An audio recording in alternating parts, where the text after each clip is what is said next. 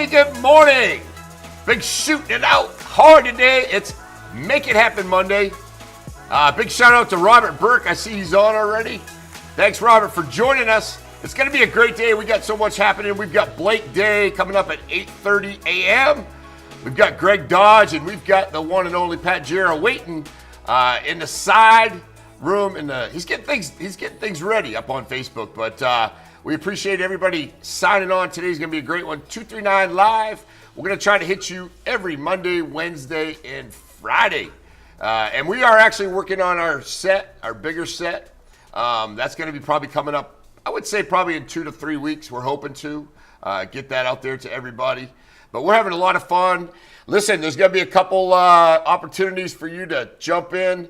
Please let us know. Blake Becker, he's on. Thank you, buddy. It's always good to see and hear from Blake Becker. Again, Robert Burke's on. Big shout out to our top sponsor. That's very important we get this in there. Blake Becker. Blake Becker, he's unbelievable, does a great job. Let's give a big shout out to him. Becker Custom Builders. These guys are all about luxury design, top-notch quality, and giving you the best experience ever. Becker Custom Builders are experts in making your dream kitchen, bathroom, or outdoor kitchen a reality. They're all about turning a plain old house into a cozy, welcoming home. So if you're looking to upgrade your space, please contact Becker Custom Builders. They're the way to go, and they've got you covered. Listen, I will tell you from firsthand experience, I went to Blake. I said, Blake, I need to get the studio done. Within probably about 4 to 8 hours, we were able to get that thing wrapped up and just amazing. Blake and his crew do a fantastic job and pretty much no nonsense. They get it all taken care of. So we're glad to have Blake Becker, part of the team, and we're really fortunate to have him as one of our show sponsors. And now I want to just go into the other studio. Let's see. Are you here, Patrick? Good morning. Good morning. Happy Monday, sir. You're looking sharp today. I like you got your goated got on. The hair did, got the beard cleaned a little bit this weekend, ready to go. Make it happen Monday. Let's go. I know, and I'm having a hard time to say Blake Becker. Blake Becker. Yeah, are you done brown nosing, Blake? I am. If you get a brown nose somebody, let's definitely brown nose Blake, because that guy is squared away. Yeah, he's a good guy. Blake does great things. So tell me a little bit about your weekend. What'd you have going on? And then we're going to get fired up. We got a lot of stories today. We got again, Make It Happen Monday. Some exciting stories to talk about, some stories kind of near and dear to your heart in the law enforcement field. So can't wait to get your take on that. Got a couple great guests, Blake Day and Greg Dodge. Excited for that. Uneventful weekend, which is always a good thing in my eyes. Went to a special retirement celebration event Saturday, actually, with Blake. It was actually Blake's guest there, so that was exciting. Got to see one of Collier County's finest people, Mr. Julio, who has helped this community tremendously. But I would let Blake talk about that more. But got to go to that event on Saturday's retirement party. And then just kind of a quiet weekend with my daughter. So all in all, a good weekend. How was your weekend? Did you do any triple dipping this weekend? Triple dipping? We always do triple dipping. No, I actually worked my butt off yesterday, and I busted out my back, and I placed a new wax ring on the toilet and painted some stuff. And yeah, it was a wild weekend, but it sounds was like fun. a Becker Custom Builders job. Yeah, I know. You're way too old to be working. You're going to break a hip, get a hangnail. Well, save that to the professionals. That's true. Becker Custom Builders. A big shout out to Debbie, Cape Coral in the house. Good morning. Good morning. How are you doing? Hey, hit us up with a lot of questions. Listen, this is going to be a fun time. If you look at this. I'm going to bring this up. This is a contest we have running right now. A little bit of Blake stuff. This is called Stump Pat Jira. Now, what is Stump Pat Jira? Stump Pat Jira basically is, I'm going to get Pat up here on the camera, but please correct me if I'm wrong at any point. Now, Stump Pat Jira is basically a game that if you name a NFL football player that's currently, starting or at least relevant in the NFL, right? From like 95 on, that at least was a starter for at least a year or two. I'm not going to name the third string offensive tackle from the 97 Jaguars, but I feel like my knowledge is pretty good. So, a relevant starter from 95 on. So far, I think, 5-0? Yeah, you're doing good, Pat. You haven't, no one's got you yet. Not yet. Now, what he's going to do is once you have that NFL starter, you give us the name, Pat will be able to give the college that NFL player played at. So if he can't do it, the good thing is, guess what? You win. You get a free shooting session from Kerry over at the Alamo. We love the Alamo. And that's a big deal. I mean, that's probably $100 deal to get over there and shoot, if not more. Yeah. So, yeah. Absolutely. First-class facility, the Alamo. We love the Alamo indoor gun range. Also, great place to get any kind of guns, accessories, clothing. And then they're going to be opening up their VIP lounge in the evenings as well. We'll save that announcement for them. If you can stump me twice, you can shoot at me at the gun range. Just kidding. But now, so anytime during the show, please throw in a name. If I don't see it, just redo it again, because what happens is I'm keeping track of all the comments, and sometimes I don't see them all. So if I don't get it out there quick and you don't see it come up, just go ahead and resubmit it. So that'll work out good for you. But yeah, so fax it over. Fax it over. We always say fax it over. But yeah, no, that's good. That's a great Alamo gun range. Have you ever shot there, Pat? I have. I have. I enjoy. How was your experience when you got the opportunity to shoot? Oh, it's a first-class experience. I mean, that facility, from the moment you walk through the door, take the elevator upstairs, everything in there is first class. You have trained professionals, instructors who can help you if you haven't shot before. Just a top-notch facility. I mean, they have everything covered there, and they have plenty of bullets too. Because as you probably know, at one time it was hard sourcing bullets, and they have plenty of that. So, great place. You can spend the whole day there. Yeah, no, it's great. And it's funny because everybody always asks me, like, "Hey, I want to go shoot with you. I want to." You worked at the sheriff's office. You got to be a good shooter. I consider myself fairly good, but I will tell you who shoots usually the best. Somebody who hasn't shot, and usually, oftentimes, a female. Believe it or not, I can see that because they don't have it. They're not. There's not a preconceived way of doing it or any bad habits. Interesting. How many times have you shot at someone as a police officer? Very fortunate over my career. I've had my gun out many times, but never had to shoot anybody. Never Knock fired, on wood. Huh? Knock on wood. Been shot at. That's a good thing. Been shot at. Yeah. So that was an experience, but never had to shoot. What's that? Where were you shot at? We're in Golden Gate. County? Yeah, Golden Gate. That was my first guess. We were in Golden Gate one time. We were off Sunshine Boulevard, and we were doing a show-up lineup. We just had a guy that got robbed actually, it was at his store over in East Naples, and we brought the guy over to do a show-up, and as we were doing the show-up, we heard rounds coming over our heads. We hit the dirt. We figured out who it was, but we never were able to charge anybody with it. But it was with a rifle. Interesting. Yeah. So that was pretty hairy. A lot of gunshots though. Heard. Yeah. Over the years. Yeah. Yeah. So one of those things where you're very fortunate you can go through a career and not have to worry about or be fortunate that you never had to have to kill anybody, number one, or actually eliminate the threat, as we call it, and also make it through and not get What was the worst experience in your law enforcement career? The worst experience, I had several cases with contacts with gang members, I would say. I had a couple cases in Golden Gate where we actually had to go out and basically de-arm somebody, walking around a suspect with a gun in their waistband. We got call. Those are real hairy. A couple homicides I went to, had one situation where I knew the the victim very well. And when I arrived on scene, sure enough, she was stabbed probably about 25 times.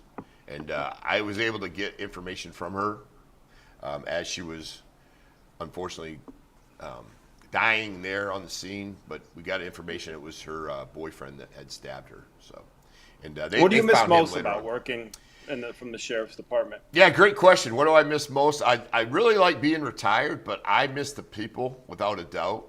I think early on in my career, it was a lot funner because I was on the streets and I was actually working.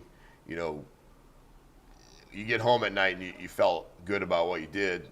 When you get in the administrative side, it's a pleasant experience as well, but you're kind of dealing with people and employees and issues and in the community, which I enjoy doing it, but it's not like interviewing suspects. But definitely I miss most is the people. It's the sheriff's office. Once you're in law enforcement, you're definitely a true bond, a true family. Kind of the same situation as when you develop a team.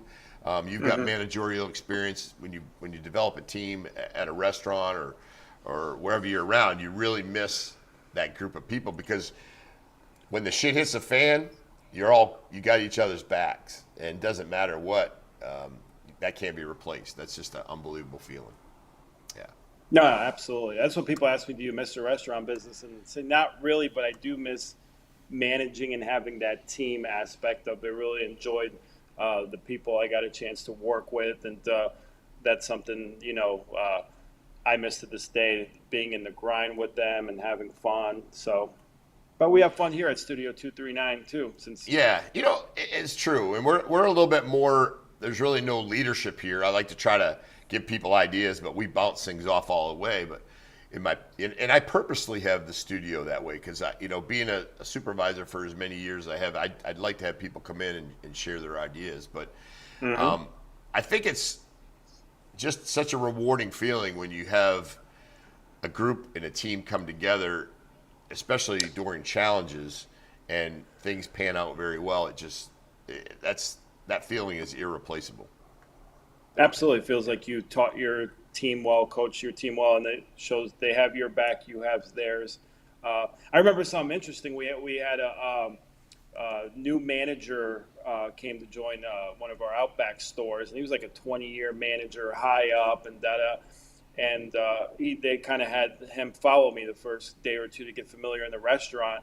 And we were real busy, and after COVID, it was really challenging having a good full work team, So we're busy. It was like a Friday night, and I'm out there bussing tables as a manager. And he said, "Why are you doing that?" I said, "Well, we got to get these tables set. We got to help our team."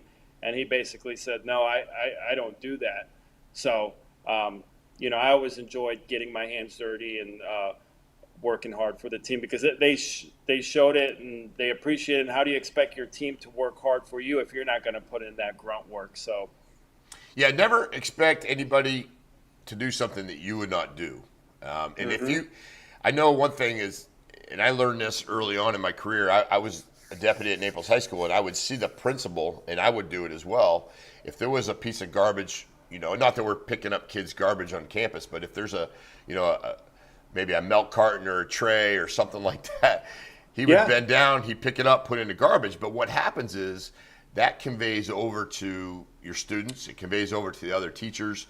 Never ask somebody, as a leader, never ask somebody to do something that you would not do. That definitely is a big thing. That was a big thing, actually. If I'd walk by, if this is a little piece of paper on the flyer, I always made sure to bend over and get that because I would watch 10 people walk by it and not pick it up. But if they see, the managers doing that, and like you said, how can you expect someone else to do it if the leadership's not doing it? Yeah, absolutely. Little interesting this weekend, we had a lot going on in Collier County, and I always kind of laugh when people say, "Well, we live in Collier County. Isn't it great to be a police officer here? You don't have a lot going on." I will beg to differ with everybody about that because a lot of times you just don't see it, and the news gets to report on what they want to do. But our deputies here in Collier County, ever since I first started in 1990, work harder or as hard as others. Now, are we in New York City? Are we in Chicago? No, but they definitely have the staffing to allow for those folks to do it. Quick story. Let's do a little bit of those stories that happened over the weekend. I think people want to hear about some of these. This is a kind of an interesting one. We talked the other day about hitchhikers. Would you pick up a hitchhiker in today's day and age? Probably not a good idea to pick up this cat. What do you think? That's how I met Blake Becker. He was hitchhiking. Definitely, not these days. I definitely would not pick up a hitchhiker, no matter the time of day. As it shows, it doesn't really matter. So I would not feel comfortable.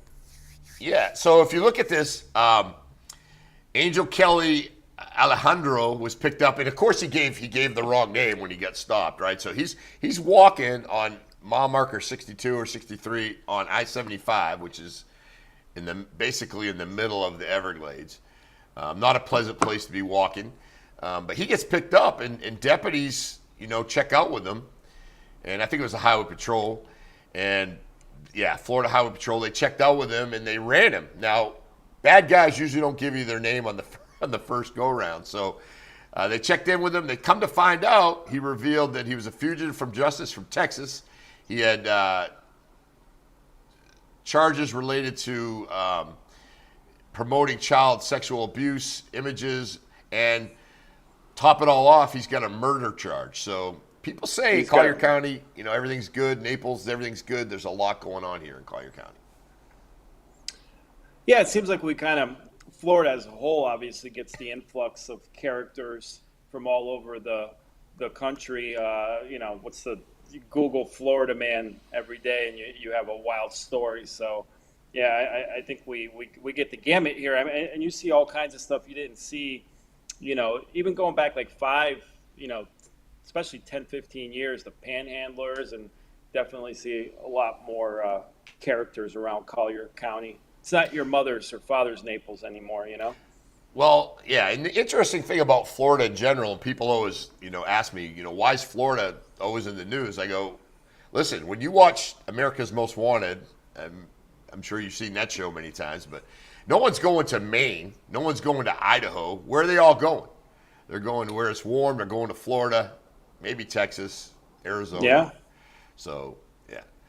And then the thing about it is, too, is in Florida, people can, pretty much once they get settled in and they live in a particular house or location, they can pretty much hide out there pretty easy. I mean, I used to live across the street from some neighbors that for 3 years, I wouldn't even know their face if I seen them. They just garage door opener, go in the garage, park their car, never see them.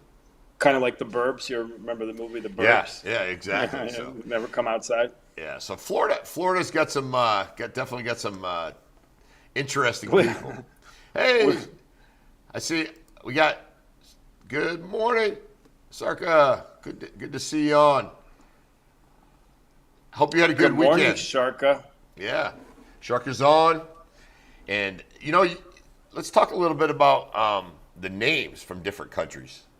Do you want to divulge your real name, Patrick? Nope. Don't want to do it. Sharka, it's a different name.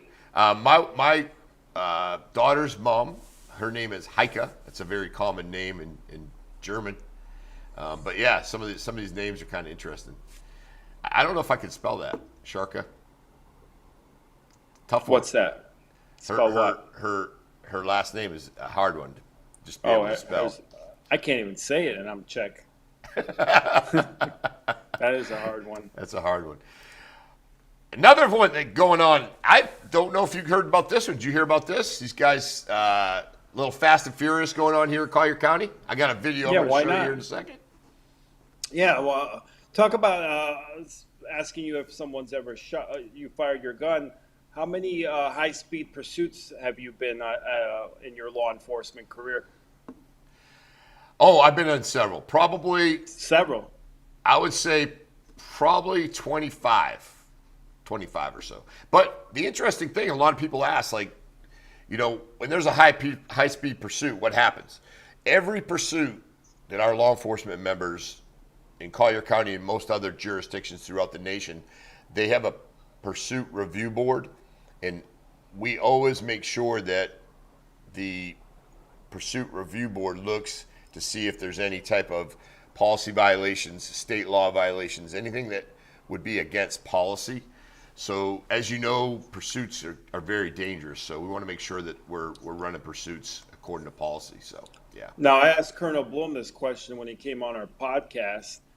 You ever feel the need or get the opportunity? I know the older police cars had the capability, probably the new ones, but pop in, some Motley Crue or some Guns N' Roses and just get all cranked up and on a high-speed pursuit. Yeah, you do, but you do get a little bit of tunnel vision. So you're working the radios, but turning on the tunes. But yeah, I was on the pursuit board, so every pursuit that happened in Collier County for about 10 years in patrol as a captain, I got the chance to review it with our pursuit board.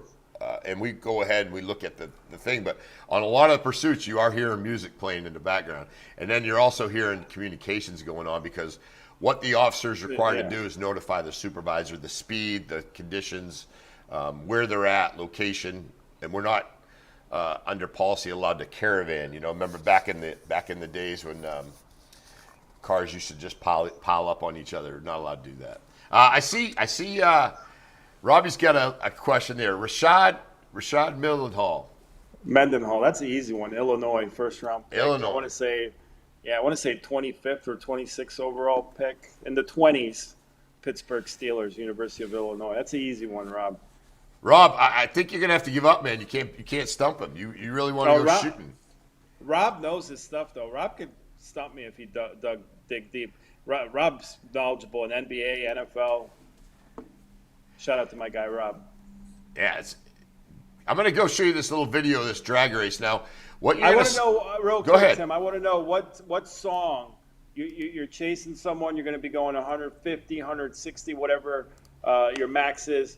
What song comes to mind that Tim Guerrette would crank up? I can't drive 55. I can't drive 55. Little, Sammy Hagar, maybe a little Van Halen. I mean, you really don't have time to do it, but if I had my choice and I was able to put that button, I'm saying if you had a song that came out, okay. Yeah, no Taylor Swift, because you played the heck out of Taylor Swift. I'd play the heck out of Taylor Swift when I had my daughters running around. I know you're doing that. So. Yes. Yeah. Experienced that all weekend. Hey, so what you're going to see in this video is you're going to see this Porsche. I believe it. No, I think it's a Ferrari comes by at about 148 miles an hour, and you'll see the police officer do a little catch up. Now, you got to remember, if you see a car, you're clocking a car doing 148 miles an hour, and you're a police officer, not only is that car doing 148, but you pull out, you've got to catch him. So think about how fast you got to go to catch up with that person. Go ahead and play it.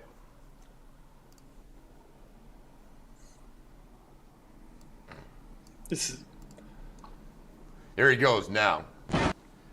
Zipping past him. Yeah,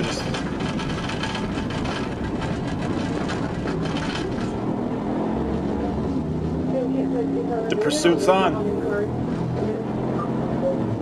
I feel like Gran Turismo here. Yeah, so what's happening right now is you've got all the cars that were with the Ferrari. Yeah. All the cars that were with Ferrari, they're kind of in the same group. So the FHP troopers working his way around. So these cameras don't really show you exactly or give a good perception of what speed is. Yeah. So yeah, you'll see him get him over here in a minute. So what we do on the pursuit board at the sheriff's office, we'll actually run through each one of these pursuits, not Florida Highway Patrols, but our sheriff's office pursuits, and we'll make sure that the deputy is within policy and anybody that's involved in the pursuit as well.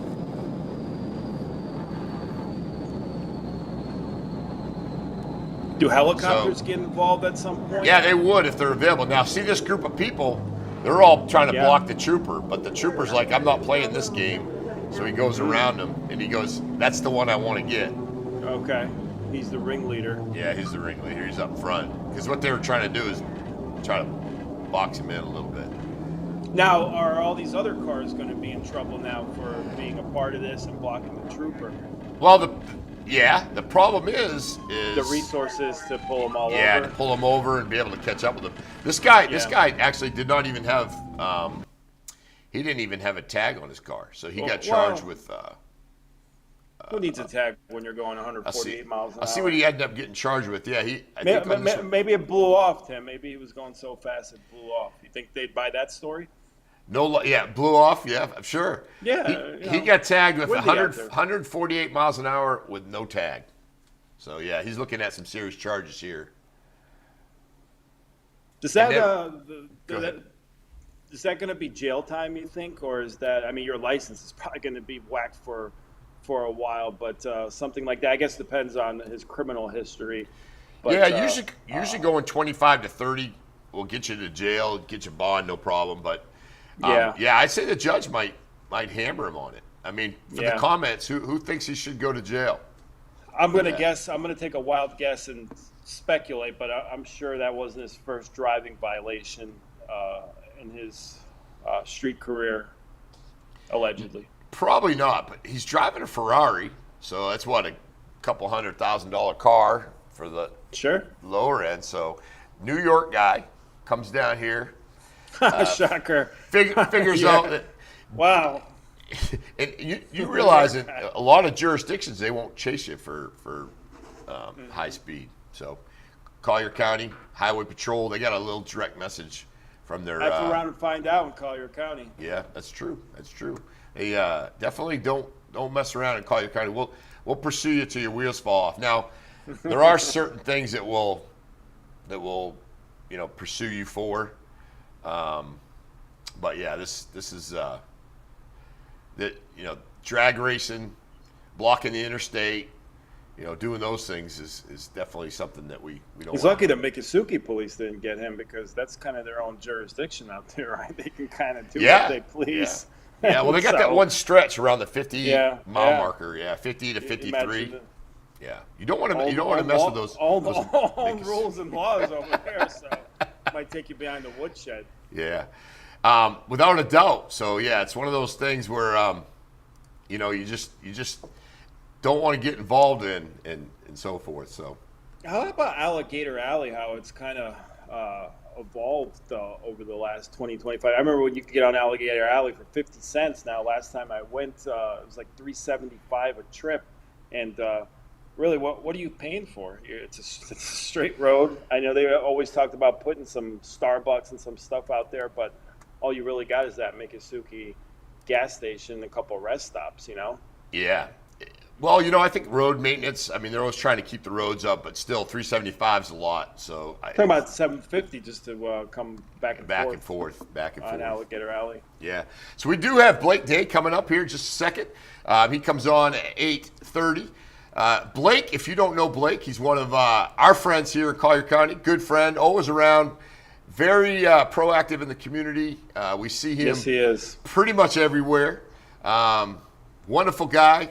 Good friend of the show, good friend of ours, and we see him out there a lot. I'm going to bring Blake in and see if he can hear us. Blake, you got us? Yeah, how you guys doing?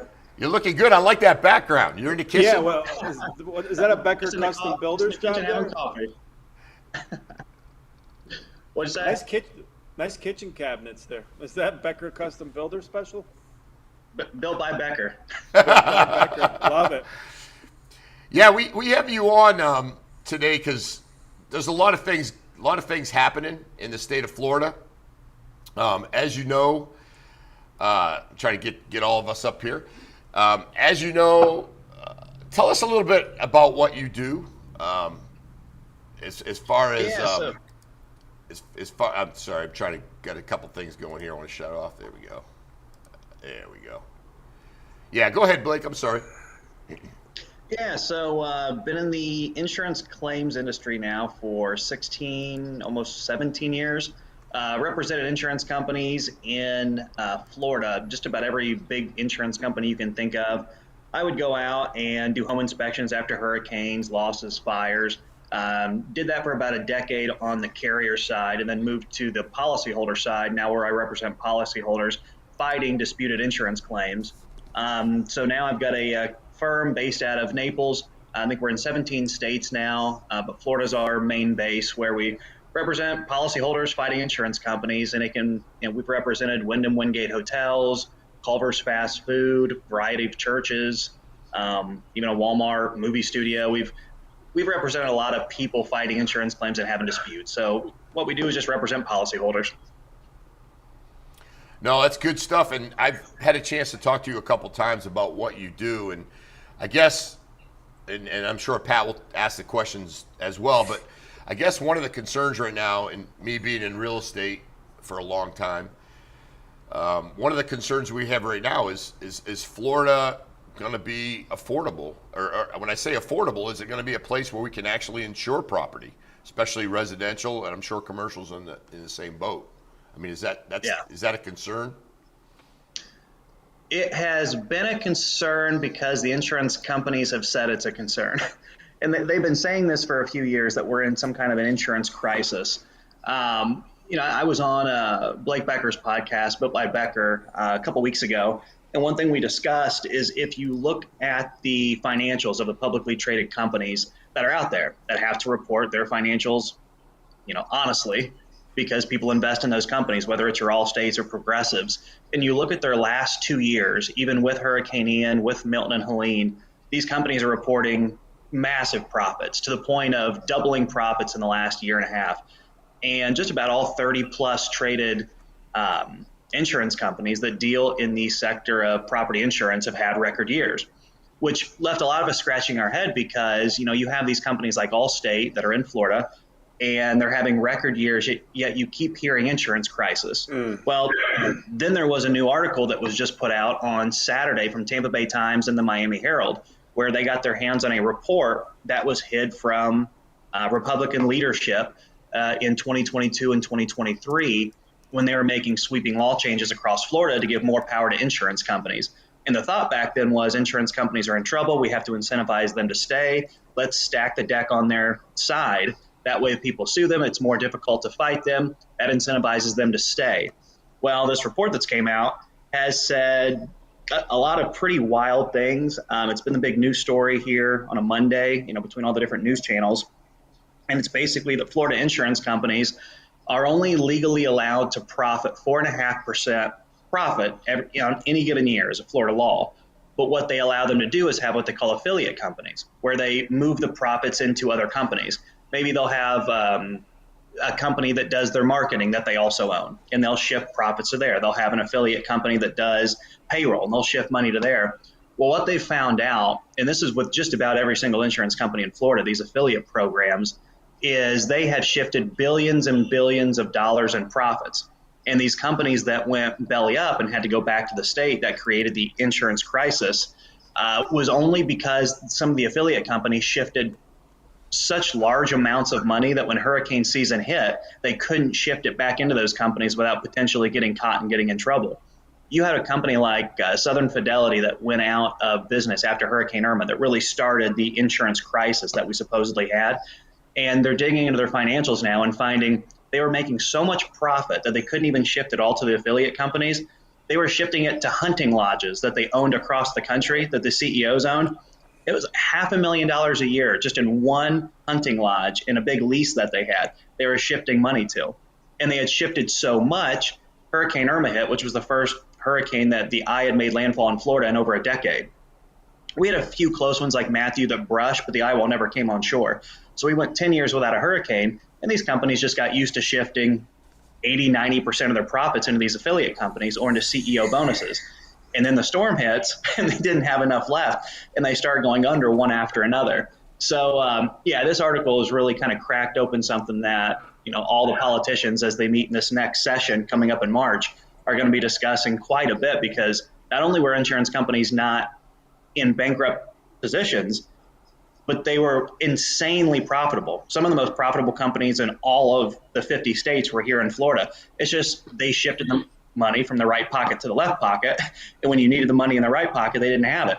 So instead of shifting the money back and potentially getting in trouble, they simply just filed for bankruptcy. And you would wonder, well, why would they just file for bankruptcy and give the claims to Florida? Well, most of these companies, like Southern Fidelity, they are one of 9 insurance companies in Florida under the same umbrella company. So the same owners would just shift the money to the umbrella company, let one of them fall, give those liabilities to the state, but they still had the other 8 that they would just move the profits into. So it was just a big shell game is all it's been. Sounds like a money laundering / Ponzi scheme. Holy smokes! I feel like I'm watching Narcos. It's pretty bad because you have so many elderly people on fixed incomes that are not able to pay for their insurance premiums now in condos and in homes, so they've been selling real estate. You have commercial business owners. I know a lot of people here in Naples, Fort Myers, Punta Gorda that own big strip malls, and their insurance rates have went up 4 and 5 times in the last 3 or 4 years. And it's gotten to the point where now their investments aren't cash flowing anymore. So they've been looking to unload these properties. And, it's horrible because, you have millions of people in Florida that have been affected by these crazy high premiums. And the reasons these insurance companies got the pass to, put these premiums at these levels is because of the supposed insurance crisis. And then you find out that not only were the companies profitable in 2022 after Hurricane Ian, or even after Hurricane Irma, they were wildly profitable. Still profitable to the point where they were the most profitable insurance companies in the country after hurricanes. It's just they had moved too much money into the shell game, into too many different entities. So they were able to raise the rates on Floridians and say, hey, we're in, we have a big problem going on here. And now you have all these people in Florida that are, wanting to leave or sell their real estate because they're like, oh, the insurance premiums are so high. But they never should have been in the first place. And had this report been released to Republicans in 2022 and not withheld, as it said in the article, none of these laws would have ever passed and none of these insurance premiums would have ever been approved. Yeah, Blake, quick question. Obviously, we are tired of paying premiums and when we make claims not getting what we deserve back. I'm sure that's a given. What do we see for future? And I think you have some plans on meeting with some of our representatives for local law changes and things like that. What do you see in the future as far as insurance and ability for people to be able to live in our state? It's going to be interesting. I'm meeting with one of our state representative, Yvette, that you guys both know really well. Her and I are going to get on the phone today and potentially meet in person. This is something that they need to investigate immediately. Who decided to hold on to this report? The Department of Insurance in the state of Florida has had this report for 3 years now and never has once released it. And they were told by somebody to not release it. So investigating that is the first step. Second is investigating, all of this news that came out to see where's all this money going and what kind of profits were these insurance companies making. And I'm all about companies making profits. I'm a business owner myself. Make as much profit as you want, but also be honest about it, and don't get to the point where you're gouging the consumer. So if all of this turns out to be 100% true, that these insurance companies are in great financial standing, then it's time to really start lowering rates across the state of Florida dramatically. So the next time that your premiums come due and your policy's time to renew, your premium should be a lot less to match whatever the profitability is of the insurance company. So that's the first big step. The second is pulling back on some of these laws where they've stacked the deck against the consumer. The biggest one being the prevailing party attorney fee statute. That was a law that's been in place in Florida for almost 100 years and was taken away in 2022. And that says basically, if you have a fire at your house and your insurance company simply won't pay enough money and you're getting bids from Naples contractors, which if you want a local Naples contractor, they're not cheap, and if they're going to give you a bid on what it costs to rebuild your home and you don't agree, oftentimes you have to sue your insurance company. Well, in court, if you're proven to be right, then the insurance company would have to pay your attorney's fees. So it would push insurance companies to not want to be in litigation if they knew they were wrong, because they would have to pay not only the claim, but the attorney's fees, which could be 30% of the claim. On a fire claim, if it's $100,000, they have to pay the $100,000 plus $30K in fees. So they took that away. But what that does now, if the insurance company does something that they know is wrong, you sue them and beat them, the $100K you need for your home, $30K out of that actually goes to the attorney. So you end up with $30,000 less. So for the insurance companies, there's really no incentive for them to pay claims honestly. Go ahead and sue them. They don't care. You have to pay your own attorney. They end up paying the claim regardless, and there's no penalty for them. So bringing things like that back that deter insurance companies from doing the wrong thing. And I understand, why DeSantis and several passed that in 2022 because we all thought there was an insurance crisis. All these insurance companies were going to crumble. We had to find ways to save the money. But if all this is true, and not only did we not need to save the money, but they were profiting and having record years even during hurricanes, yeah, these laws need to go back to the way they were before. And I know this is something that Yvette and a lot of leaders are going to look into before they go into session here in a few weeks. Well, that's good. This is finally being addressed. What made you want to get into the insurance field, Blake? Funny enough, I was in college for construction management, and this was during the last recession, 2008, 9, 10 range. And, I was getting close to getting my degree, and surprisingly, there wasn't a lot of construction to manage during a housing crisis. So I was trying to figure out, where do I go? If I can't go manage, big skyscrapers being built because everybody's losing their homes, banks were giving out loans. And I kind of just fumbled my way, what is recession proof? And two of the big things that are always recession proof is healthcare and insurance. No matter how bad the economy is, even if you lose your home, the bank still has an insurance policy on the property. So it was an idea where I would get into property insurance, do it for a year or two, wait till the economy got better, and then go manage construction jobs. And here I am, 16, 17 years later, and I just never left the industry. I kind of fell in love with it. I thought it was a lot of fun, a lot of traveling. It was excitement. And like I said, I've been on both sides. So I've seen the good, the bad, and the ugly from the policyholder side, from the carrier side. It's just an industry that I kind of fell in love with and eventually found my way down here in Naples, started a business. We've got probably 25 employees now. And yeah, we all love what we do. Yeah, that's good stuff. And I know you're very engaged with the community and all types of events. Tell me a little bit exactly what you do on any given day. Like, for instance, if somebody needed your services, what does Blake Day and his company do? Yeah, normally they would call our 800 number. We're easy to find. You can Google us, and we do a lot of news stories and things in the community. If you had a claim, we just had a homeowner last week down in Marco Island. Pipe burst, house completely flooded with water. Insurance company came out, made their decision, and said, "Hey, we're going to give you $15,000." Every other contractor coming down from Naples is in the 60 to 75 range. They call our office and just say, "Hey, I've been, dramatically underpaid on an insurance claim. I think this is something I need help with." And we'll go out there and look at the property. We never sign people up and, engage with them right away. We want to go out there and make sure you have a valid claim. Because sometimes if we go out there and just say, "Hey, your insurance company's right, this isn't that bad," it calms them down and they're like, "Oh, okay, I just needed a second opinion." But if we go out there and we take a look, and we use the same estimating software that every insurance company in Florida uses. It's a program called Xactimate. Basically, we make a three-dimensional model of the home, plug in the damages you have, and it gives us a price based on what general contractors in the area charge.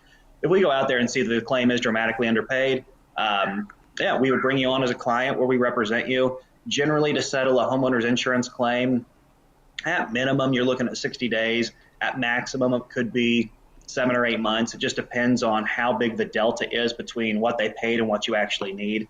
On commercial in Florida, now that they've changed a lot of the laws, it definitely makes it harder to fight them. We can still win 7-figure claims. There's several claims, some tornado claims and hurricane claims that we're handling for HOAs that are $8, $9 million.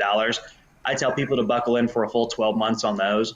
Getting an insurance company to give a homeowner an extra $100K is one thing, but getting an insurance company to go from $2 million to $10 million, they're not going to let that out of their hands very easily. So, those tend to drag on because we have to get a lot of expert reports.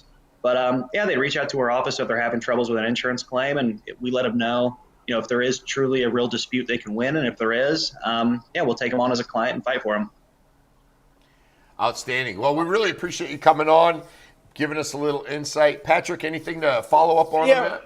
Yeah, real quick here at Studio 239. We love Blake Becker, one of our main sponsors as well. Give us a funny, behind the scenes, whatever. Give us a 2-minute Blake Becker story. There's a lot of, where do I start? Let me think of a really good one. There's just so many times. He and I are always at the same networking events. And it's funny because if you know Blake from kind of like me, if you know either of the Blakes from a professional standpoint, we're always in suits and dressed nice and shaking hands. But, once you get to know people, we're all human at the end of the day. There's Blake, and Blake. There's Blake Doyle, who runs a media company filming. You have Blake Becker, construction, then you have me. Anytime we get the three Blakes together, it's about 10% work and 90% of goofing off. So as serious as we always look when it comes to work, we have personalities too, and those that know us, and when we're at a networking event, we like to have a little bit of fun. Like there's a lot of making fun of each other in there for sure. I think that's the biggest thing. Even you guys, people see all of us, and now you guys have this show.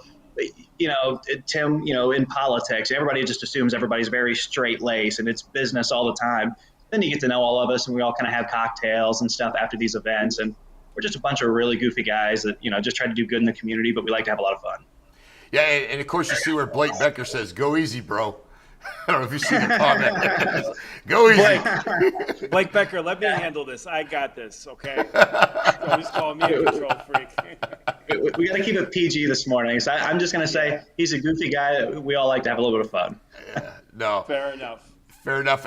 Hey, we really appreciate you coming on, and you are always welcome to come on our show. Anything that comes up, any updates, please let us know. We appreciate you. Thank you so much for what you do, and we're looking forward to having you on again soon. Thanks a lot, Blake. Have a good one. Thanks, Blake. Thanks so much, guys. Appreciate it. Thank you. All right, we're back at it again. We're back. We're back. Hey, what a good guy. What a good guy. Beamer. What's that? Blake Becker sweating bullets in his Beamer, huh? But you ain't got me on camera at those Diddy parties. Yeah. Blake Becker, I mean, that guy, he's nice to everybody that I've run into. Blake Becker's nice. And we're not just saying that because he's a sponsor of our show, but he's just a good guy and does a lot for the community. And I know he doesn't want me to talk about that, but Blake Becker and so many more people here do so much. And so does Blake Day. But Blake Day, too, as well, yeah. But just good hands with the Blakes. Great group of people. We're very fortunate. We're blessed to have people like that in the community. Well, I try to figure out exactly what you're all about. I don't really know yet. I'm trying to figure that all out yet. You do a lot. You do a lot of things, Pat, that highly commendable, and we appreciate everything you do. Do you remember we talked about where you shop? Do you like Costco or Sam's? Because Costco's been in the news every day, and I want to throw a couple things out there that. A couple fun things, but where do you go? I think I've only been in a Sam's Club maybe 3 times in my life. I'm a Costco guy. Costco guy? I told you I think I like Costco better, but I get a little bit more convenience out of Sam's. But kind of a interesting thing. There's 7 items that have been sold out, or they're going to be selling out. What's hot in the streets, Tim? This is what's hot in the streets. This is it. And we like to see what's out there, but this is some good stuff. I believe you sent me this. Costco all day. I think you sent me this stuff. Costco all day. Blake Becker. That's right, Blake knows. Blake, just to explain to you how much Blake loves Costco, and you talk about convenience because we don't want to inconvenience him. Blake Becker goes to Costco on a Saturday. Okay. Well, that's crazy. Costco on a Saturday. That's crazy. Naples, yeah, that's crazy. It's like I mean. Yeah. It's like going to a freaking concert. The traffic, the parking, all the people in there. So, but Blake's like me. If you like something, you could be inconvenienced. But over here, Tim, the convenience factor. Well, I mean, Costco's good, but one thing I will tell you, when you go into Costco, and like this story says, you go in there, one day it's there, the next day it's gone. So it's kind of like life, isn't it? Have you ever tried it? Yeah, it's kind of like that. Goodless Chetty Mac. Have you had this? Have you had this, Patrick? I have not, but I want to try this now because my daughter loves mac and cheese. She is a mac and cheese fanatic. Yeah, free. I think they have free samples all week, Blake. I don't think you have to go there on just Saturday or Sunday. They have more variety on the weekends, but free samples there all week, I'm pretty sure. And let me tell you something. I think I said this last show because I used to, when I worked for Gold Coast Salads, I had Costco's I was in charge of for our product. And people, on the weekends especially, they'll buy the cup of soda and they'll make their way around and have lunch at Costco, just stock up on the samples.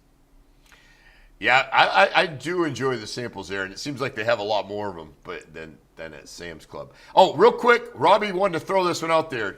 LeRod Stevens. You got. I think he got me. This is stuff. This is stuff. Pat Jira. What college did LeRod Stevens? You got and I can attest. He's not searching. He's not doing a little search. Hey, Meredith. Yeah, I think he got me. What college, Rob? Hey, Rob, when you get the chance, put it in the comments. Good morning, Meredith. Always good to see you on here. Yeah. What's some of the other items on there, Tim? All right, let's go through these items real quick. We got a big show, got a lot going on. What's hot in the streets hey, here. this one's hot. This one's hot. Crystal Tara cake. Crystal Taro cake. Sounds like a new street drug. Yeah, I know Crystal it does. Taro cake. What It the does. heck is that? Sounds Sounds like something that should be seized off the streets. If anybody's had these, my favorites. If anybody's had these, please let us know. But just be aware, Costco's pulling this stuff off the shelf. Not because it's bad, it's just hard to get.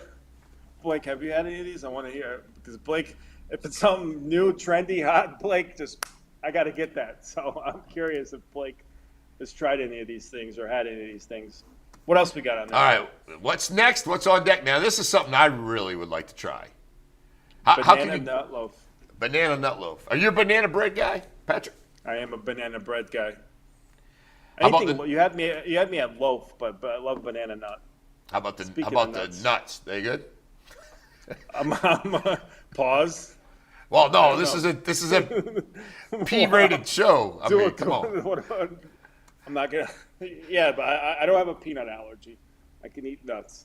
Pause. Blake Becker chimes in. I smoked that crystal cake, baby. Yeah. Yeah. Oh God, you guys.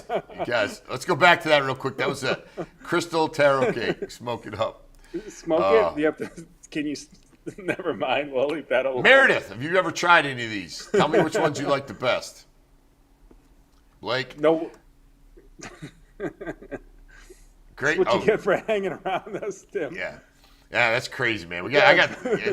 Now let's go with this. I know Pat Jira, a couple rough patches going on, and I know frozen pizzas are probably big in his world. What about these pizzas? Have you tried these yet? I'm a big frozen pizza guy right now. Yes, I am. No, but I want to try. I mean, this is obviously good. You got to get these things real quick because if you I'm don't, a DiGiorno guy. DiGiorno is quality frozen pizza. I think DiGiorno is better than Domino's, to be honest with you, especially if you get the stuffed cheese crust. But yeah. I need to try this pizza. How do you say that? Ronkiden? I don't know. Yeah. Like, yeah, I don't. But hey, listen, if you frozen pizza though, you buy one of those. Have you bought one now lately? I mean, decent one. A decent one. Frozen pizza. Expensive. You got to get those if they're BOGO, the 2 for at Publix. But yeah, absolutely. Aldi's frozen pizza is actually not bad. It's like $4.99 or $5.99. What the Aldi's? Aldi's, yeah. Yeah, I never tried it over there. It's a grocery store.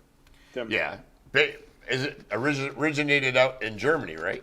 Sure did. There's a whole backstory on that too, but I won't get into that. The brother owns Trader Joe's, actually. Oh, really? Fun fact for the day, yeah. Interesting.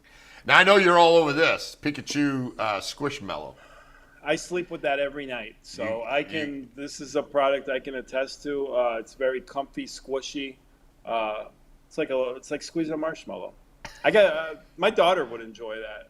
Yeah, of course you would. I didn't know Pikachu was still a big thing. You know, I don't know.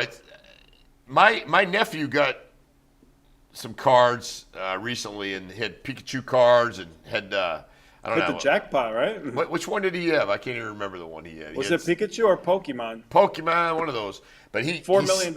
Yeah, he sends it in to get evaluated, and I guess they get it graded. And they send it in. They get the information back, and supposedly this thing's worth like $4 million, which I have a hard time to believe it. But there's been some people that have bought it for that price, for 5.6, and I can't even imagine a card being worth that much money, but I guess people did. What's your nephew's address, Tim? Yeah, he lives over in Germany, so you have to a little bit hard to find him. You are European, though, so you never know. You might be able to find him. Yeah. Meredith says, Aldi says, great pizza. Yes, I shop both places. They have great German food. Yeah, so. Aldi's is solid. Yeah, Aldi's is solid. Okay, so let's one more here. We got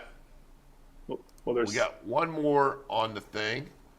Cinnamon chip muffins. Anything in the Costco bakery, solid. Their muffins are really good. Their cheese danishes.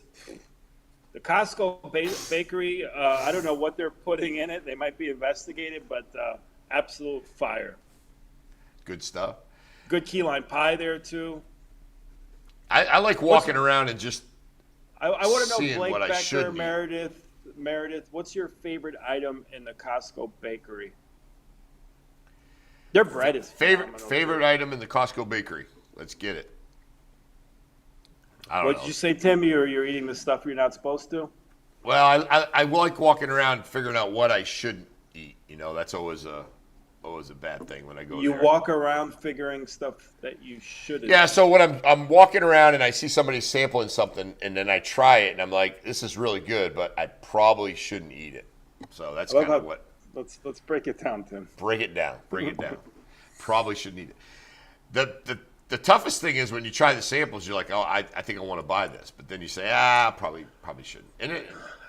And someone could correct me if I'm the only person that does this, but if you go back for a second, third sample, you're almost guilted into buying it because now you feel like, all right, I've eaten 2-3 samples. All right, I got to buy this. And I'm not going to lie. I've done that and then put the stuff back too. But yeah, I don't really. I mean, they're giving it out. It's there. Boy, is Easter around the corner? I guess it is, huh? Squishmallows Easter basket. Now, before we finish this list, I just have a thought because I always like to play devil's advocate. And what if Costco released this list to get these items to sell more? Maybe this is all smoke and mirrors. Well, there's no They're doubt. pushing an Easter basket. Yeah, there's no Now, doubt. Because I see Easter basket, they're trying to push these items.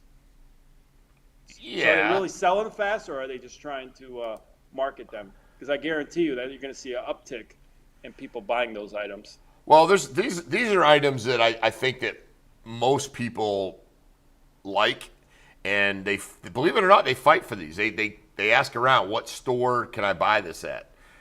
Because, like I said, Costco, as far as consistency and what's going to be in the store week after week, is very. So you see it there, you might not see it there again. So that's one of those things that you have to. It's part of the thrill. It's part of the thrill of shopping at Costco. But yeah, so another little fun thing we do, and some information that we're going to put out here today is we're going to talk a little bit about stories, right? Or towns in the state of Florida that have interesting names, okay? So these are going to be kind of interesting to see if we can come up with these. And some reason, the stories or the names aren't populating too good. All right, let's go out. This first one. How do you say it? Can you tell me how to say these first two towns? Pronounce. Boquila. Oh, after you say it, now you got me messed up. Boquilla. Boquilla. Yeah, Boquilla. Going there will kill you. Chris from Michigan, are you on? Meredith's wanting to know, Chris from Michigan, are you on? Boquilla, that's right up the street. That's up in Lee County. That's right next door. You need to know these ones. Do you know the next one, Patrick? Can't tell you the last time I've been in Boquilla. Dunedin? Good. Dunedin. Yeah, Dunedin. Yeah, Dunedin. That's up in Pinellas County, up by Tampa. Sure. That's one. A lot of great friends there. Good memories in Dunedin. See, Good Chris. times. Chris is on. So Meredith's even recruiting people. Chris Haskell. Love Meredith. Are you friends with Meredith? Please let me know that. Get you on here. Yes. Oh, there you go. Yes, he is. All right. Well, that's there. So you got Boquilla, Dunedin. What else you got? Let's go for the next ones. All right, this is dude. Immokalee. Hey, that's Immokalee. Yeah, you'd be surprised how people butcher Immokalee or Immokalee. Shout out to Immokalee. Love Immokalee. Love Immokalee, Florida. Worked out there a lot. Meredith says, I'm trying to get all my friends around the world to tune into the best from Southwest Florida. Thank you, Meredith. Appreciate you jumping on. Get everybody out there. Immokalee. A lot of people get that wrong. Great place. Immokalee, Florida. Best Mexican food, great people in the world. The next one, give it a shot. My podcast, I don't know if you know this, but my podcast co-host comes from the great, the one and only Larry Wilcoxon from Immokalee, Florida. Yeah, he was a Immokalee Indian. A football guy, an NFL player, Edrin James. I don't know if you ever heard of him, but he's out of Immokalee as well. Albert Bentley. J.C. Jackson. Yeah. Brian Roll. He's from Immokalee. Brian Roll from Immokalee. Where'd Brian go to college? You go to UM? The Ohio State. Okay. Mm-hmm. J.C. Jackson, several different places. I think Maryland and Florida, right? And a community college as well, yep. And sprinkled in between or before. Or Florida JC College and then Maryland, yeah. Expatriate. Yep, New England Patriot. Whatever happened to J.C. Jackson? Let's see if we can get him on. Give him a little rundown. I haven't heard from him. Hope he's doing good. Yeah. But, yeah. That's sure Larry can find out for us. Yeah, it's a tough one there. Next name. Do you know what this says without looking at the definition or looking at the pronunciation? Interlaken? Close. Interlocking. Interlocking, Florida. So you got Immokalee, Florida, Interlocking, Florida. Sounds like when my car ignition's jammed or something. Interlocking. It definitely sounds like they got that European German thing going on, right? Now, I know you know how to pronounce it, the next one. Kissimmee. Kissimmee? Yeah. Is it Kissimmee or Kissimmee? Kissimmee. Kissimmee? Kiss me, Tim. Kiss me. Kissimmee, Florida. Yeah, that's up there by Orlando, just right outside. Disney, right? That's Disney, pretty much. Disney, yeah. The South Gate. A few more we got. We got a few more. Rolling right along here. Along. Matt Lachey, I know that one. Yeah, you got that one right. Matt Lachey, very, very nice place up in Lee County. And McKinney. If you say so. I know where it's at. Yeah. I know where it's at. How do you know where all these weird places are in Florida? Working for the state. Had to go around to a lot of these places. Yeah. But now this place is right if you're going into Gainesville. It's just south of Gainesville. And then that's a nice there's a nice little not that anyone would want to go to Gainesville. Gainesville's an absolute dump. You think Gainesville's a dump? 1,000%. I mean, UF keeps it going, but it's got some pretty good places there. UF's a dump too. Where'd you go to college? Edison Community College, baby. Edison. So you went there when it was Edison Community College? When it was Edison, Southwest? Yeah. So did I. I got an associate's degree there. Criminal justice, yeah. So I think that's pretty much it. We got a few more. I can't believe I was going to say there's a couple I would think. What the heck is that? Palatka? Oh, come that sounds Polish. That's Palatka, Florida, up in the middle of the state. Just right in between on north of I-75 in that area. Rio? This is an interesting pronunciation. You think it's Rio, right? But it's actually not. It's Rio. That's actually that's in Brazil, Tim. That's not in Florida. Well, if you look at this, how it's spelled, most people would say Rio, but Rio. Yeah, unless you're from the Czech Republic. Not the smartest people out there. Yeah. Well, I wouldn't say that. I haven't seen the football. You got a little different outlook on things there. Outlook on life. Is there any more on there? Because there's one that I would. Which one would you think that would be? If you have a little town in Florida, If you have a little town in Florida with a name that might be a little bit interesting, please put it up on the comments. Chris just commented too a little bit. Yes, I'm sure you remember Addie Haskell. Wachula or Wakula or Wachula. Yeah, Wakula. Yeah, I think it's is it Wachula or Wakula? Wachula. Wachula. Yeah, Wachula. I mean, I say it that way. I can't say 100%. Yeah. I know there's Waimama. That's right. That's just south What'd you of say Tampa. about Waimama? Waimama. Why Waimama. you got to talk about Waimama? Waimama.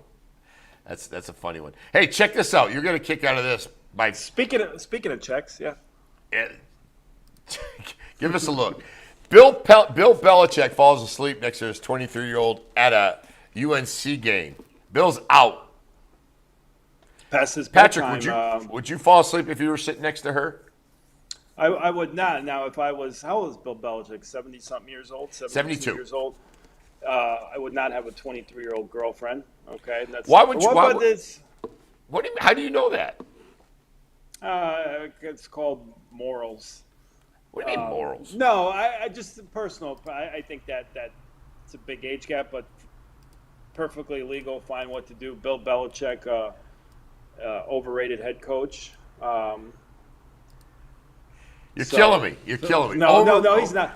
No. Bill Belichick is absolutely one of the best head coaches of all time. But he's busy. He's out recruiting. He's probably recruiting some young talent, if you know what I mean. And he's having a hard time keeping up his 23-year-old girlfriend. So maybe a little more Viagra, a little more Adderall, and we'll get this guy through the weekend. Hey, listen, I'm not going to lie to you, man. If you're 72 and your life is, why would you retire at that point? 72 years old. Well, he's coach college football. What? He's not retiring. Oh, you think he should just retire? Yeah, at 72 years old, enjoy life. You got a 23-year-old girlfriend, travel. You're going to choose to coach college football for the first time in your head coaching career. I don't know. We'll see. I think he'll have some success there because of the new recruiting portal, and you're able to get guys. So he'll have some success. But I don't get it. He should be out traveling. Not he's burned out because as a college football head coach is a lot more demanding than an NFL head coach. Yeah, for 4 months in the NFL season, it's very involved. But then you have the off season. College football, there's really no off season because you're out there recruiting, traveling, speaking, and it's too much for this old man. Yeah, I believe that, but I'm going to tell you that Bill Belichick doesn't know anything else but football in his life. So hey, but you know what? I can tell you that. Bill Belichick, actually, I think he is an overrated head coach because I just remembered he's under 500 for his career without Tom Brady. Let me repeat that. Bill Belichick without Tom Brady is under 500 coach in his NFL history. I remember when he came from Cleveland, right? He was from Cleveland to the Patriots, and I was like, why are we grabbing this guy? I was as pissed off as anybody. But to coach the, I think, Patriots for 24 years, 26 years, something like that. Well, to keep them all going in the right direction. Okay, and you're not winning. listening to me, Tim. Without Tom Brady, I'm listening to you. He's under 500. How many Super Bowls does he have? How many Super Bowls does he have? I can tell you Tom Brady's won one without Belichick, and Belichick has won without Brady. Well, so is Tom Brady the main person? I think it's a combination. I think it's a combination. And I agree, but to be under 500, and I'm talking about a decent sample size. I'm not talking about 2-3 years. It's like an 8-year sample size, I believe. He's under 500 without Tom Brady as his quarterback. So men lie, women lie, numbers don't. Yeah, well, he runs a tight ship. What about his? When people used to come in there, he was no nonsense. But I think that came with his program. Like when you played for the Patriots, you knew you had to. The Patriot way. Yeah, the Patriot way. Thank you. But you can get away with that when you're winning. If you're winning Super Bowls and having success, once you see the Patriot way kind of went by the wayside when Brady left and they weren't winning as many games. You had guys missing curfew and stuff like that. So it's very easier to have that when you have the success that they were having during their heyday. No, I do understand. But, I heard that his girlfriend now has a full ride as a cheerleader at UNC. So I think that's a big thing, a big plus for him. Why he I think wants she's to got coach a, that. I think she's got a full ride for life after. So But just think about this girl, 23-year-old girl, her girlfriend sitting next to her. What do you think they're thinking right now? Looking over at Bill Belichick, 72, fall asleep. I mean, come on, give me a break. Is there Harvey anything? Weinstein? Is there anything in common? yeah, what could they possibly talking about? They're not talking X's and O's. Taylor Swift concert tickets or something like that? Yeah, Yeah. But there's definitely a little bit of a generation gap there. I mean, obviously he's burned out. He's freaking Sleepy Joe there. I mean, he's tired. Yeah, I got you. No, that's There's good. a lot of energy running around 23-year-old. Yeah, I see. Where do they meet? Where do they meet? Do you know, Tim? Where they met? I'm curious to see where they. Where does the Bill Belichick meet a 23-year-old Jordan Hudson? Probably on the sidelines somewhere. What's your thought on that? Maybe on the sidelines? I don't know. You think she kind of went up to him on the side and said, "Hey, coach. Hey, coach. Really, I'd really like to see you tonight at my hotel. I want to be part of the Patriot way. Can you teach me? Show me the way. Yeah, Show me the Patriot way." That's it. Well, hey, listen. I Bill think Belichick's gonna be coming on this enough show. making fun of my guy, man. Enough making fun of my guy. No, I like it. We got Greg Dodge. He's waiting to come on, and we don't want to hold him up. It's 9:12. Busy man, Greg Dodge. We got a lot going on today with Greg. Let's get Greg on. Let's see if we can get him with all three of us here. I got a bunch of information for Greg. Greg, are you? Oh wait, I gotta get him up and on here. Guest 3. Greg, are you there? There he is. Can you hear us, buddy? What's up, Greg? Hi, Kim. Do you guys hear me? I do. I hear you great. You're sounding good. You're looking good. You look all refreshed. Did you have a good weekend? Look like you got a good night's sleep. I actually did, Pat. I did not go out last night, believe it or not. Wow, that's the first. Life is good, boys. Everything's great. How about you? It's a rainy day in paradise, huh? Great weekend. A lot of things going on. I know you and Pat see each other quite often. I gotta get to some of your events. You have great events. I just been so busy with the studio. So every time I see you, you always tell me to swing by. But we appreciate you. Lots going on. Yeah. And yeah. I mean, listen. We look at that. Just a quick hot off the press. Little Blake Becker in there. Little zoom in on Blake Becker, and then of course everybody else. That's a good experience when these magazines come out, right, Greg? Magazines a challenging thing, Tim. I mean, look what you and Pat are doing that's so interactive and helps everybody. The magazine's still a one-dimensional thing. I'm very proud of what we've done here, but obviously people still really enjoy being on the cover, having stories written about them. And that magazine is just about community and small business and how we can move together through this beautiful place, both personally and professionally. So it's really more about the humans than it is the magazine. And let me tell you something. Me and Blake were actually talking about this last night. Like Naples City Lifestyle, the magazine, the events, it's more than just a magazine. It's like a movement. It's kind of like where all the cool kids hang out, want to be a part of. So you definitely have something. And talk to me about this March issue. I know it was shot at the Perry Hotel. We got the event coming up here soon. Talk to us about that, Greg. Yeah, I mean, listen, I try to go places that people haven't seen before.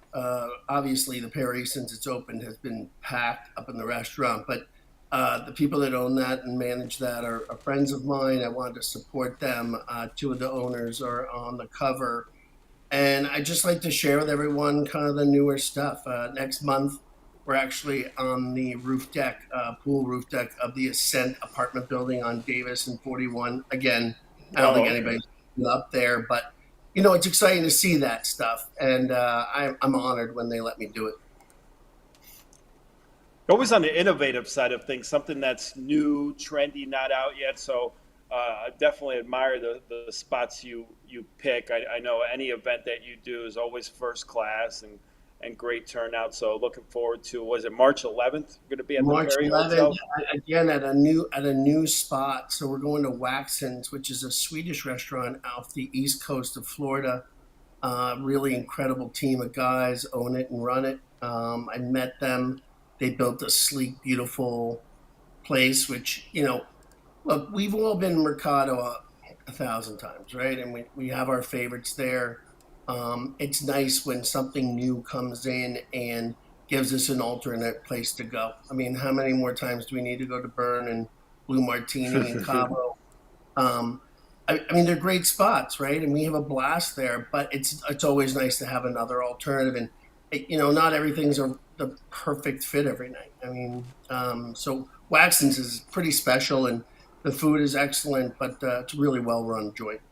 What do we get there? What does Greg Dodge recommend if we go to Waxon's? Well, I mean, the Swedish meatballs, the pasta was delicious. They're really beautiful fish. I'm more of a bar person, even though I certainly like to eat, but I do like to go from bar to bar to bar and just eat, kind of nosh or nibble, whatever you want to call that. How many nights a week do you go out? Because I think it's at least A 5 horrible or 6. question, Pat. Pat, it's a horrible question. I think the bloatedness of my jowls tells the story right there. That, as my mom would say, too much. I go out too much. You live a good life. You live a good, blessed life.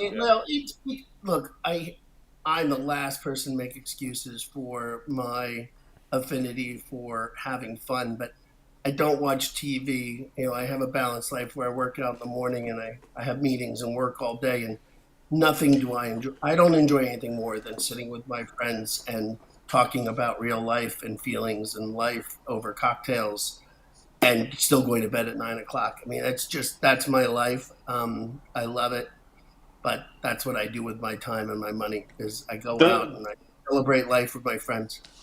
Does Greg Dodge ever have to eat a frozen pizza at home, or are you just out and about always eating good? I have 2 teenagers, so the answer is yes. But again, the answer to that is too much. I'm drinking too much. But for some people, that's a dream. I need to find a better balance with it because I'm not a young man anymore. I'm not your age, Pat. I have to find a better balance with it all. But I have a lovely life. There's no doubt about it. That's good. Hey, Greg, talking about Mercado, I know there's been new businesses coming here, new restaurants, things that are really trying to. I mean, I've been in Naples for 35 years. Wow, it's a long time, right? So when I was here originally, first got here, there wasn't a lot. Now you could pretty much hit all these places, and I'm actually seeing the groups and the crowds be a lot younger, like my age type of people, right? No, I think that there's a lot more for younger people to do here. What's coming up in the future in Naples, and what do you see it look like, not just downtown, but throughout the county? Yeah. I mean, look, I think people come here with a false narrative to build restaurants in particular sometimes. And Pat, we discussed I was in the restaurant business for 35 years. So they think if they're doing X dollar amounts in Fort Lauderdale, that because there's maybe less competition here or even a better concentration of money, that somehow that means that you're going to do better. That is just not the case. We like consistency here. So when you come in brand new, you have a long road to get someone in there for the first time and then be consistent on them coming back again and again and again. A success story of that has been La Colonial on 5th. When it comes to Mercado, Tim, it's a great question. Mercado is that on the cusp of bringing people in from the north. So one of the weird things about Naples is we really don't have a southern community to Naples. I mean, there's Marco, but we really don't have a southern community. We don't have a western community. It's the Gulf of America or whatever you want to call it these days. There's nothing I like to that the Gulf of America. There's nothing to the east of us. It's Everglades, right? So we only have the north, and that's why the north gets slammed with prices going up and all the things. But all you have to do is look at 75 in the morning and see where the traffic is going, and then see it at 5 o'clock, it's going north. So Mercado is that weird place where if they want to come to Naples, it's a 25-minute less investment to come to Naples, go to that area versus Fifth and Third. So it is young. I mean, I think Florida's younger. I mean, I am 55 years old. I am the middle age of my network. So we have everything from 30 to 70, I would call it.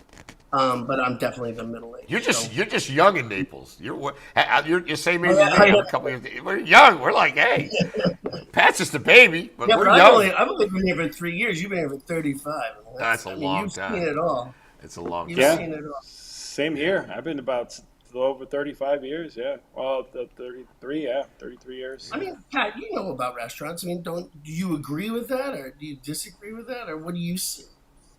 Well, there's just so many now. I mean, you know, the competition, and so I really admire the restaurants that are able to withstand the test of time. You know, it speaks volumes. You know, what comes to mind that's been in Naples, and you know, even like a Campiello. You know, they've been able to sustain and be relevant, put out quality food. Um, I'm just trying. There was a restaurant we were at the I other actually day, and think I think they're getting a bad rap lately because they've been around for so long. you think that's what it is? Oh I think yeah, the I think there's so much new stuff. They look at it and go, I've been there so many times. I, I have never had a bad bite of food at Campiello. I've never had a bad drink. I've never had a bad service. I've always enjoyed.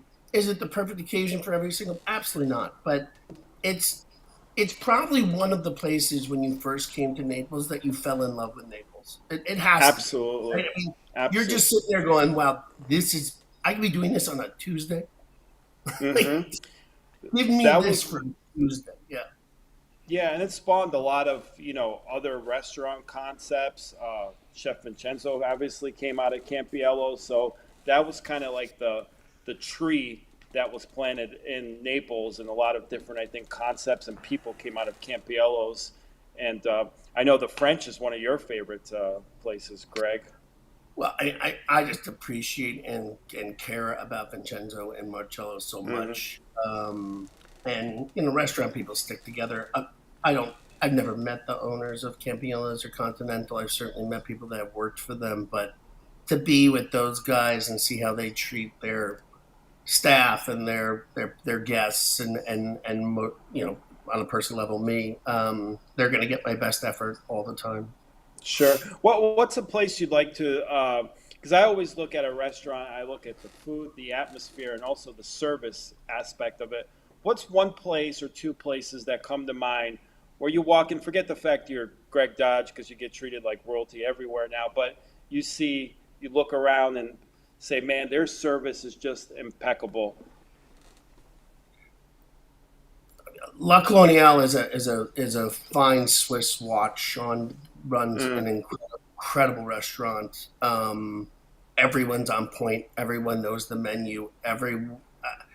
I've never seen anything on the floor. It's just an incredibly well run restaurant.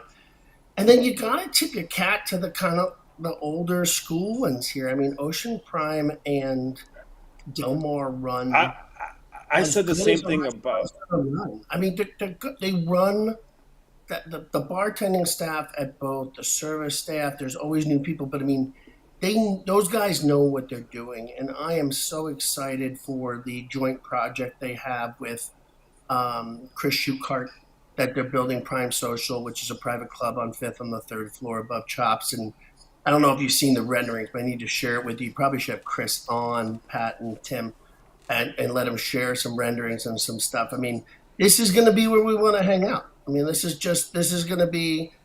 Uh, of course, we are never going to give up going to Sidebar and Vine Room or even Delmore after, but Mm. this place is offering us something a little bigger. It's nice to have a little space. Vine Room can be tight if you don't have the reservation, if you didn't give it the forethought. So to have a place on Fifth that has a lot of energy and music and beautiful place, I'm really excited. And there's a couple new restaurants coming to Fifth, and then also all that land across. is being developed. And then I just saw a restaurant space at that new apartment building, Ascent on Davis. Something great's going to go in there. I can tell you that right now. Yeah, it's going to be great. So Well, a Steve at Vanderbilt Shops is going to blow North Naples out of. People are going to be blown away. That's a A Steve, Greek. Is that the Greek restaurant? it's Greek. So I'm a New Jersey guy. So when you said 35 years ago, I was living in Jersey, and there were Greek diners before there was fancy Greek restaurants. And North Jersey had Greek diners, and they built Milos in New York, and the Southern Jersey guys built Astia in Philadelphia. Basically, same concept, high-end Greek, where you can go up to the ice and pick your fish and pick your prawns, and they cook it right in front of you with the lemon and the lemon and the herbs and the whole thing. And they've got a couple of signature dishes. I'll go on the record right now. It's the best Greek salad you'll ever have. You can just go there for lunch and split it with somebody with some kebabs or sandwich or whatever. But it's pretty special. And we're about to get a really, really beautiful, great restaurant. Yeah, it's a beautiful location there. I can't think of a better place. And things have been in and out.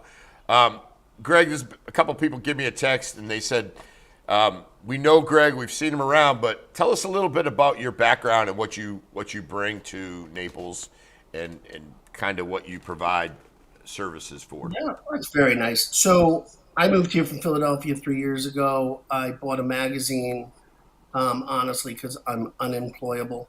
I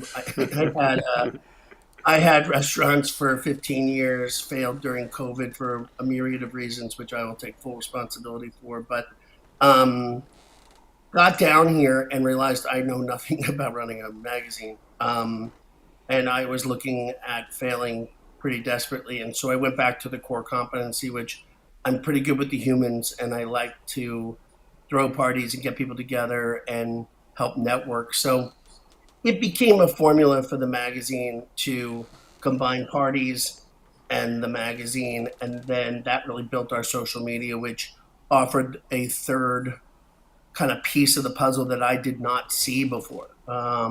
So it's the three-pronged effect of the magazine, the networking, and then the social media, which is kind of the real-time part of the magazine, which I basically just post what is interesting to me, our parties, and uh, just really kind of feel good things about Naples, because that's all I really care about.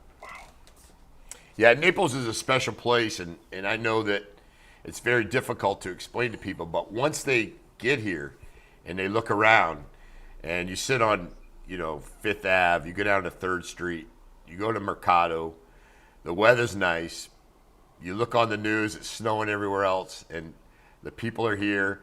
I don't think, and I travel a lot, I don't think there's a better place in the world to be than Naples, Florida. To each his own, right, Tim? I mean, you've been here for a while, so I've in the amount of time you've been here, I've lived 10 places. Yeah. So, and I don't know if Naples would have been a fit for me 15 years ago. I can Yeah. tell you right now, I'm never leaving now. This is my home. And look, the weather's great, the restaurants are great, the business is fun, but I love the human beings here. They're from all different kinds of places. They're very diverse in their own way. All the stories are new.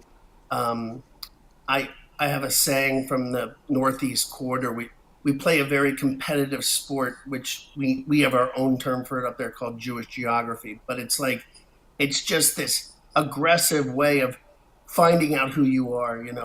Where you from? Where'd you go to school? Do you know Jimmy? Where do you work? Where do you like to vacation? What kind of car do you drive? It's just this thing, and I find that is completely void here. And one of the things I'll say to you about Naples and the character of Naples is we all know that there's a specific political energy of Naples. There's also a specific religious energy of Naples. And I've been here for 3 years, and I would tell you that I've never been asked my religion or my political views. They're usually like, where do you like to get steak, and what's your favorite martini, and did you go? When's the last time you went for a sunset? Have you been to the new place at the Ritz Carlton? Like, that's what we use our time and energy for, and I think that's pretty special. And for my own personal state, I needed a break from that. I had lived in that environment for 30, 40 years and didn't even know the pressure of the city life and that kind of moving fast. Things move a little slower and sweeter here. I don't know. I wake up with a big fat smile on my face. I'll tell you that, boys. Yeah, me too. Yeah, living in paradise. But that's an interesting analogy, Greg, because especially from the outsider's perspective, especially right around COVID time. Oh my gosh, people in Florida, especially Collier County, they're not wearing masks, just reckless, and they're all extreme, conservatives. But when I think about going to your events, you got people from different walks of life, different races, and politics is never discussed at, these events. So that's an interesting analogy. Well, I mean, you guys are very plugged in politically, right? So it is in your job and in your warehouse to talk about the politics, certainly of Collier County, all these things. I'm just saying, even more so I moved here from a Democratic city. I've never said whether I'm Republican or Democrat. I voted for both. I'm just saying that we are very concentrated on keeping Naples happy, productive, kind. That's what I see the energy going to.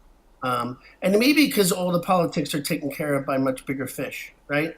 It's Sure. going to go that direction, whether we say it or not.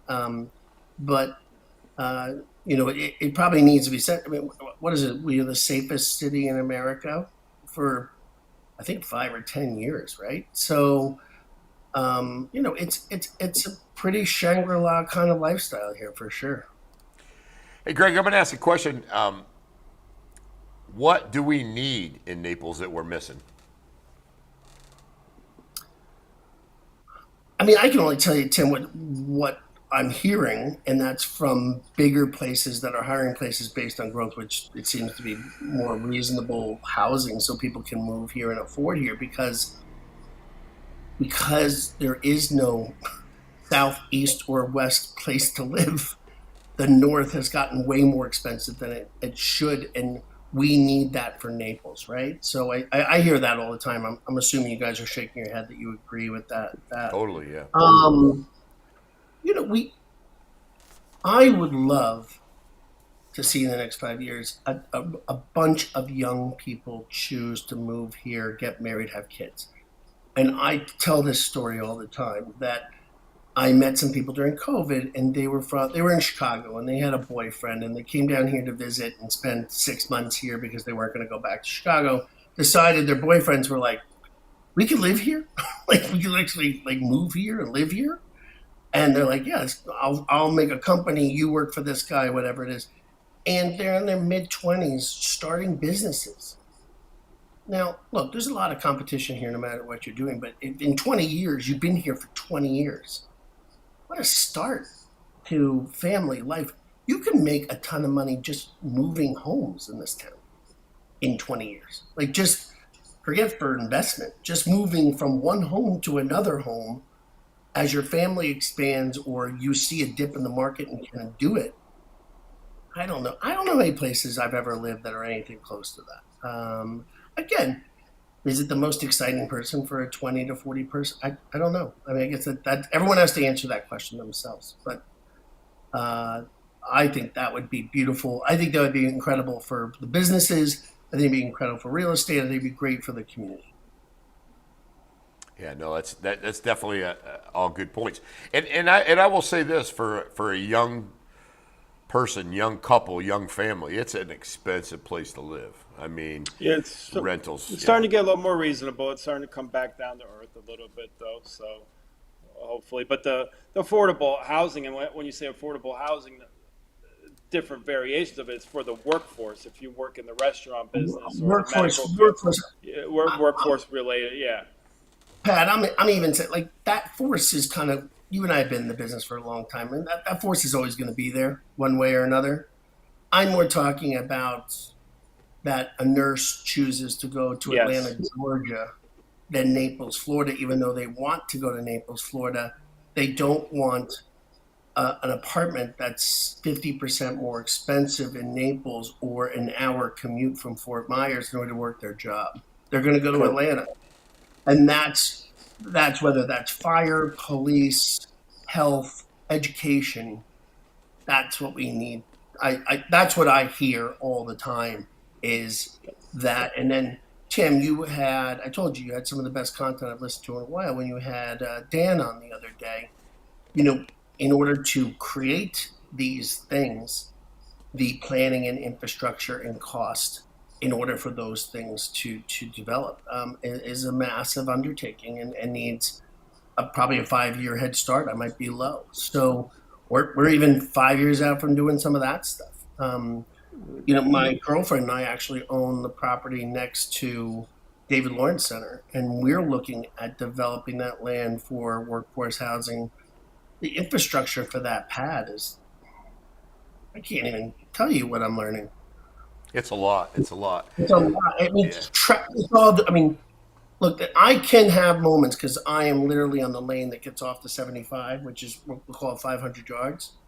I could sit in my driveway for 2 or 3 minutes getting on Golden Gate Parkway. Yeah, no, it's super busy. Super busy. Yeah. Greg, we're gonna let you go. We gotta wrap it up here a little bit. Go ahead, Patrick. Gotta give a shout out because I know Greg through Patrick Dearborn. Patrick Dearborn's the man that connects everyone. Give us a real quick 90-second Patrick Dearborn story to close it out. Pat, I wish you would have told me about this before. Listen, I remember the first time I met him, he didn't seem real to me. I was like, who's this real life action hero in front of me, right? And to be that prolific and interesting and loud, and then have the mushy, great heart that he has for so many things. He's a unique blend. I've never met anyone like him before. I don't plan on meeting anyone like him after, but one of the people I am incredibly honored to call my friend, my brother, and we're all sitting here because of that friendship, and feel the same way about you two. So thank you very much. Thank you so much. It means the world to us. I know that. Thank you, Greg. We're fortunate to have people like you in the community. Listen, you have an open door. Anytime you want to jump on, tell us about stuff. We've got some big things coming. Can't give that secret out yet. We're having a lot of fun collaborating. Yes. And it's only going to get better. 20-year-old, let's do this for 20 years. Well, what could possibly go wrong, right? It's great. Hey, thank you so much. We appreciate it. We got to cut it a little bit short today. Thank you, Greg. I appreciate you. You're the best. Likewise. All right. Thank you.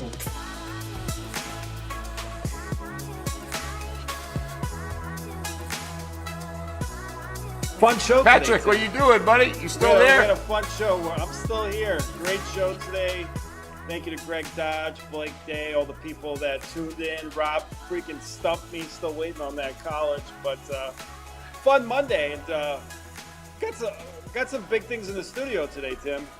Got a big guest today. I'm not going to say who it is, but got a big guest that's basically came to Naples just to come on Politicking with Jira Larry Love today. Yeah, absolutely. If you're interested in doing a podcast, make sure to hook us up. Hit us with a comment. Give Pat Jira a call. Myself, we'll get that podcast going for you. Listen, we are the place to get your story heard. Your story starts here. Everything. Studio 239. And the 239. And we are out for the day. Thank you so much. We appreciate you. Have a good one.